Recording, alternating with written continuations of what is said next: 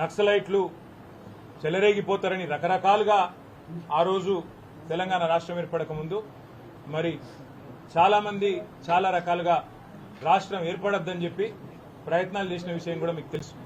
శాంతి భద్రతల సమస్య హైదరాబాద్ లాంటి మహానగరంలో తలెత్తుతుందని చెప్పి కూడా చాలా వక్రభాష్యాలు చెప్పిన విషయం కూడా మీకు తెలుసు.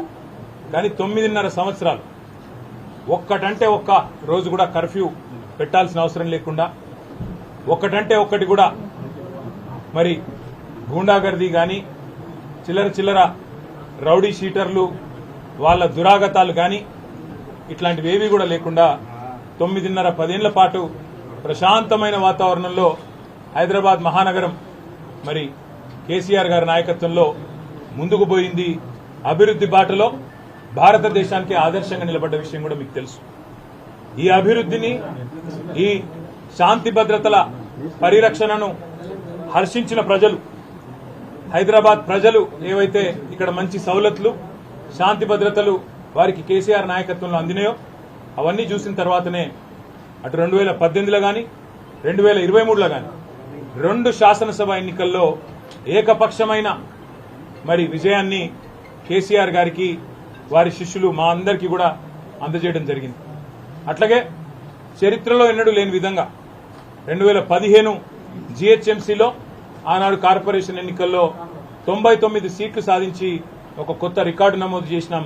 మళ్లీ రెండవసారి కూడా 2020 సంవత్సరంలో తిరిగి మళ్లీ గులాబీ జెండానే ఏకపక్షంగా గెలిచి హైదరాబాద్ మీద తనకున్న పట్టును రుజువు చేసుకున్న విషయాన్ని కూడా నేను గుర్తు చేస్తా ఉన్నా. కానీ హైదరాబాద్ లో ఒక్క సీటు రాలేదనే కోపంతో హైదరాబాద్ ప్రజల మీద పగబట్టి వాతావరణాన్ని చెడగొట్టైనా సరే మరి ఇక్కడ ఉండే నాయకులను ఇక్కడ ఉండే మా సోదరులను రెచ్చగొట్టి అవసరమైతే శాంతి భద్రతల సమస్య సృష్టించైనా సరే ఈసారి గూండాగర్దీతోని చిల్లర రాజకీయంతోని గెలవాలనే ప్రయత్నం కాంగ్రెస్ పార్టీ చేస్తున్నట్టుగా కనబడతా ఉన్నది. నిజంగానే నిన్న మొన్న ఎవరు అంటే నేను నమ్మలేదు. హైదరాబాద్ లో పిచ్చి కుక్కలు విరిగిపోయినాయి, కానీ ముఖ్యంగా మల్కాజ్గిరిలో పిచ్చి కుక్కలు బాగా విరిగినట్టున్నాయి. లేకపోతే ఎవడన్నా మెడ మీద తలకాయ ఉన్నోడు గంటసేపు వచ్చి మల్కాజ్గిరి చివరస్తాల గుండగాలను వేసుకొచ్చి గంటసేపు ఇక్కడ ట్రాఫిక్ జామ్ చేస్తూ నేను ఇక్కడికి వచ్చినా నువ్వు రా అని చెప్పి బస్తీ మీద సవాల్ అని చెప్పి చిల్లర రాజకీయం చేస్తుంటే ఏం చేస్తున్నది పోలీస్ యంత్రాంగం అని నేను అడుగుతున్నా. మా ఎమ్మెల్యేలను అరెస్ట్ చేసుడు కాదు, మా నాయకులను హౌస్ అరెస్ట్ చేసుడు కాదు, ఏం చేస్తున్నారు మీరు ఈ గుండాగాళ్లకు నియంత్రించేందుకని నేను అడుగుతా ఉన్నా. ఇలా ఒకటే మాట నేను అనేది, అసలు ఏమి అధికారం ఉన్నది కాంగ్రెస్ పార్టీ నాయకులకు మల్కాజ్గిరిలో? ఇవాళ ఇక్కడ ఎమ్మెల్యే గారు బీఆర్ఎస్ పార్టీ నుంచి ఉన్నారు, గౌరవ కార్పొరేటర్లు ఉన్నారు, సబితా అనిల్ కిషోర్ గాని మా సోదరి విజయశాంతి శ్రీనివాస్ రెడ్డి గాని మా వాళ్ళందరూ ఉన్నారు. వాళ్ళందరూ ఏ ప్రోగ్రాంకు పోయినారు? దేవుడికి గుళ్లకు చెక్కులిచ్చే కార్యక్రమానికి పోతే అది కూడా కావాల్చుకొని మీ అడ్డాల పెట్టుకొని ఆడ పిరికి పందలైన మీ అనుచరులను పెట్టి గూండగాలను పెట్టి మా వాళ్ళ మీద దాడి చేయించి ఏం చేయదలుచుకున్నారని నేను అడుగుతా ఉన్న కాంగ్రెస్ పార్టీ నాయకులను, ఈ చిల్లర గుండాగాలను. ఒకటి గుర్తుపెట్టుకోండి, అధికారం ఎవడి అబ్బసొత్తు కాదు, అధికారం ఎవడికి శాశ్వతం కాదు. మళ్ళా మా టైం వస్తుంది. ఇవాళ కట్టు బానిసల్లాగా పనిచేస్తున్న అధికారులు ఎవరైతున్నారో నేను వాళ్ళకి చెప్తున్నా, ఇలా రాసి పెట్టుకోండి. రేపు మళ్ళా మా ప్రభుత్వం వచ్చినాక మిమ్మల్ని ఒక్కొక్కరిని ఏం చేయాలో రాసి పెట్టుకుంటున్నాం, చేసి చూపెడతామని చెప్పి కూడా నేను విజ్ఞప్తి చేస్తా ఉన్నాం. మీరు కట్టు బానిసల్లాగా పనిచేసి ఇవాళ మా రాము యాదవ్ మీద 1 కాదు 2 కాదు 7 ఎఫ్ఐఆర్లు చేసిండ్రు. జగదీష్ గౌడ్ మీద చేసిండ్రు, చిన్న యాదవ్ మీద చేసిండ్రు, మా సబితమ్మ మీద మా కార్పొరేటర్ గారి మీద దాడి చేసి ఇవాళ వారిని కూడా గాయపరిచింది. ఇదేనా రాజకీయం? ఇదేనా హైదరాబాద్ ప్రజలు కోరుకున్నది మీ నుంచి? మీకు దమ్ముంటే చేతనైతే మాకంటే ఎక్కువ అభివృద్ధి చేయండి, హైదరాబాద్ లో చేసి చూపెట్టి ప్రజల మనసు గెలవండి. అంతేగాని గూండగాల లెక్క మల్కాజ్గిరి చివరస్తాలో కూర్చుంటాం, వచ్చినాం ఇక రా నువ్వు కూడా అని బస్తీ మీద సవాలని చిల్లర రాజకీయం చేస్తే హైదరాబాద్ ప్రజలు ఎన్నటికీ కూడా హర్షించరు. అందులో ముఖ్యంగా మల్కాజ్గిరి చాలా మంది విద్యాధికులు విద్యావంతులు దేశంలోని వివిధ ప్రాంతాల నుంచి ఇక్కడికి వచ్చి ఉద్యోగాల కోసం, మిలిటరీలో పనిచేయడం కోసం, ఇంకా వేరే మరి పరిశ్రమల్లో పనిచేయడం కోసం ఇక్కడ వచ్చి స్థిరపడ్డ వాళ్ళు లక్షల సంఖ్యలో ఉన్న ఈ ప్రాంతంలో ఈ చిల్లర రాజకీయం గుండాగర్దీని ఎవరు కూడా సహించరు. అసలు ఎక్కడ ఉన్నది ఈ రాష్ట్రంలో శాంతి భద్రతలు? ఇక్కడ ఉండే ఒక ఎక్స్ఎమ్మెల్యే డైరెక్ట్ గా పోయి సిద్దిపేటలో మా మాజీ మంత్రి హరీష్ రావు గారి క్యాంపు కార్యాలయం మీద దాడి చేసి అక్కడ ఉండే బోర్డులు ధ్వంసం చేసి హరీష్ రావును పెట్రోల్ పోసి తగలబెడతా అని చెప్పి బహిరంగంగా కెమెరాల ముందు మాట్లాడితే కేసులు పెట్టలేని సన్నాసులు పిరికి పందలు ఈ రాష్ట్ర పోలీసులు. మీరు ఏమో అనుకుంటున్నారు గాని పక్కాగా నేను చెప్తున్నా, రాసి పెట్టుకోండి.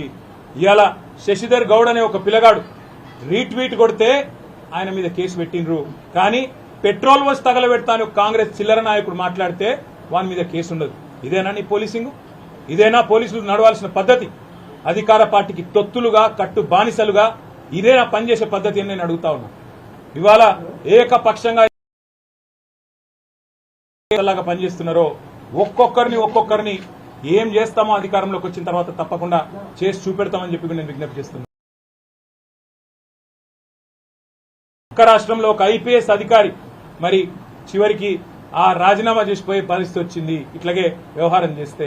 ఇవాళ మా సోదరులు మా సోదరిమణులకు మొత్తం పార్టీ అండగా ఉన్నదని చెప్పేందుకే నేను కూడా ఇక్కడికి వచ్చిన. ఏ ఒక్కరి మీద ఒక్క చేయి పడ్డా, ఏ ఒక్కరి మీద దాడి జరిగినా మొత్తం రాష్ట్ర పార్టీ మొత్తం వస్తుంది. అందరం ఎమ్మెల్యేల మేము కూడా వదిలిపెట్టాం. ఆ తర్వాత జరిగే పరిణామాలకు ఈ రాష్ట్ర డీజీపీ, రాష్ట్ర ముఖ్యమంత్రి, రాష్ట్ర హోంమంత్రిగా ఉన్న వ్యక్తే బాధ్యత వహించాలని చెప్పి నేను హెచ్చరిస్తా ఉన్నా. ఇవాళ చిల్లర రాజకీయాలు చేసుడు కాదు, దమ్ముంటే మల్కాజ్గిరిలో పనిచేసి ఎలక్షన్లు వస్తాయి, వచ్చి చెప్పు ప్రజలకు ఏం చేసినామో చెప్పు. మేం చెప్తాం 10 ఏళ్లలో మేమేం చేసినాం, మీరేం చేసినరో దమ్ముంటే చెప్పండి. అంతేగాని ఈ చిల్లర రాజకీయంతో భయపెడతాం, బెదిరిస్తాం, గుండాగర్దితోనే నడిపిస్తాం అని ఎవడు అనుకున్నా, ఎవడైనా సరే, రేవంత్ రెడ్డి అయినా మన తొత్తులైనా సరే తప్పకుండా చెప్తా ఉన్నాం, దానికి తగ్గ ప్రతిఫలం అనుభవిస్తారు. ఇలా మా రాజశేఖర రెడ్డి గారు ఇక్కడ మంచిగా పనిచేస్తుంటే మీకు కళ్ళు మండుతున్నాయి, ఓర్వలేని తనం.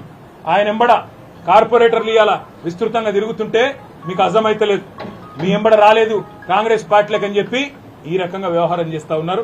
వాళ్ళందరికీ మొత్తంగా పార్టీగా అండ కంప్లైంట్ చేస్తేనేమో ఎఫ్ఐఆర్ ఉండదు, కానీ ఎవరి మీదనైతే దాడి జరుగుతుందో మళ్ళీ వాళ్ళ మీదనే ఉల్టా కేసులు బనాయిస్తారు. ఇంతకంటే చిల్లర పోలీసింగ్ భారతదేశంలో ఎక్కడ లేదు అని చెప్పి కూడా నేను తెలియజేస్తా ఉన్నా. మేము తప్పకుండా డీజీపీని కలుస్తాం, శాసనసభలో కూడా కడిగి పారేస్తాం. దాంతో పాటు తప్పకుండా ఏ వేదికలో మరి అధికారుల దురాగతాలను ఎండగట్టాలో అక్కడ ఎండగడతాం. మర్చిపోవద్దు, పోలీసులు కూడా ఇవాళ రీట్వీట్ల కేసులు పెడుతుండ్రు, ఇవాళ దాడి ఎవరి మీద జరిగిందో వాళ్ళ మీదనే కేసులు పెడుతుండ్రు. రేపు ఇదే గతి మీకు కూడా తప్పదు. కాంగ్రెస్ నాయకులారా, కాంగ్రెస్ కార్యకర్తలారా యాది పెట్టుకోండి, తర్వాత బాధపడి లాభం లేదు.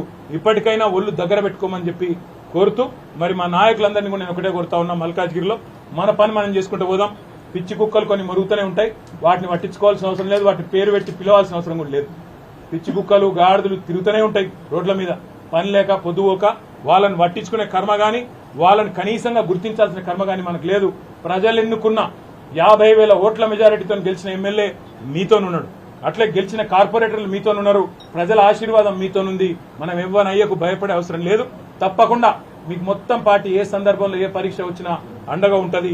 మళ్ళా ఎప్పుడు ఏ అవసరం ఉన్నా ఒక్క ఫోన్ కొడితే మేమందరం వస్తాం, మీకు అండగా ఉంటాం. ఎవరు అధైర్యపడద్దని చెప్పి కూడా మా జిల్లా పార్టీ ప్రెసిడెంట్ గారు ఉన్నారు, ఇంకా మా మల్లారెడ్డి గారు, ఇంకా మా మిగతా నాయకులందరూ కూడా వచ్చిన వాళ్లకు ధన్యవాదాలు చెప్తూ పేరు పేరున మా కార్యకర్తలకు, నాయకులకు కూడా మీరందరూ ఈ ప్రభుత్వం మీద పోరాటాన్ని యథావిధిగా ఇట్లే కొనసాగించాలని చెప్పి కూడా కోరుతూ జై తెలంగాణ.